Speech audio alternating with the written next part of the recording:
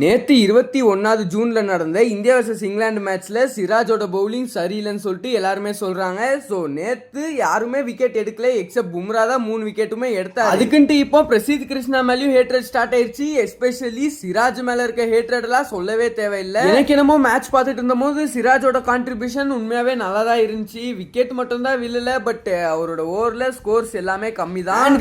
எனக்கு இப்போ தோணிட்டு இருக்க one of the main reason எதுக்கு இந்தியாவோட பவுலிங் கொஞ்சம் வீக்கா தெரியுது அப்படின்னு பார்த்தா ஷர்துல் தாக்கூர் தான். ஸோ அதுக்குன்ட்டு நான் அவரை கம்மியா எதுவும் சொல்லல, பட் ஷர்துல் தாக்கூரோட பவுலிங் கொஞ்சம் அடி விழுது. அது என்ன கொஞ்சம் அடி விழுது, ரொம்பவே அடி விழுது. 7 ரன் ரேட்ல அதுவும் டெஸ்ட் மேட்ச்ல நடக்குதுன்னா என்ன சும்மாவா? சரி, இப்போ மேட்ச்ல இதெல்லாம் நடக்கிறது நார்மல் தான், அதை கூட விட்டுலாம். ஆனா இப்போ சில கோலி ஃபேன்ஸ் சொல்றது கேளுங்க, சில கோலி ஃபேன்ஸ் எல்லாருமே ஆல்ரெடி கிளம்பிட்டாங்க, கில்லோட கேப்டன்சி கேவலமா இருக்கு அதனால தான் இப்படி. ஆனா நீங்களே உங்க கண்குள்ளா பார்த்திருப்பீங்க, சுப்மன் கில்லோட batting and Yashasvi Jaiswal and Rishabh பண்ட்டுமே சும்மா கம்மி இல்ல. கேஎல் ராகுல் இவங்க எல்லாரோட டாப் ஆர்டர் பேட்டிங்கால தான் இன்னும் நின்னுட்டு இருக்கு இந்தியா டீம். இல்லைன்னா அப்பவுமே சேஸ் பண்ணிருப்பாங்க இங்கிலாந்து. இன்னொரு தப்பு என்ன நடந்துச்சுன்னா, கருணேர் அண்ட் சாய் சுதர்சன் இவங்க 2 பேருக்குமே சான்ஸ் கிடைச்சும் அந்த 4 பால்ல டக் அவுட் ஆயிட்டு போனாங்க. பட் மேட்ரு இல்ல, எனக்கு தெரிஞ்சு இது டெபியூட்னால ஓகே.